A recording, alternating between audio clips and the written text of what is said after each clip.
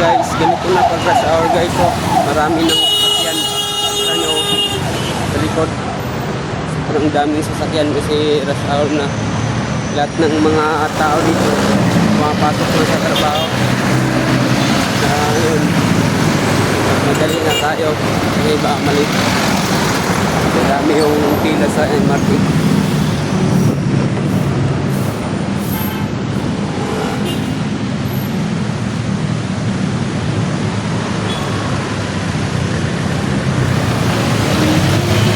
Guys, pasok na tayo sa trabaho. Kailangan natin magsipag para may pera tayo pang gasto.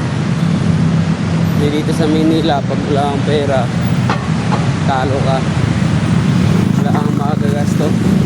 Kasi lahat ba naman dito binibili? Pag wala kang trabaho, tambay ka, saan ka pupulutin? Bayad ka pa ng upa, kuryente, tubig. Wala kang trabaho, nganga ka. Nagiging pulubi ka dito pag yung dahil sa Maynila, gusto wala kang trabaho. So guys,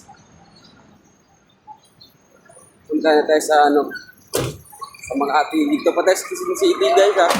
Quezon Avenue kasi yung natin boarding house dito sa Quezon Avenue. Punta pa tayo sa Makati. Kahit tayo. So guys,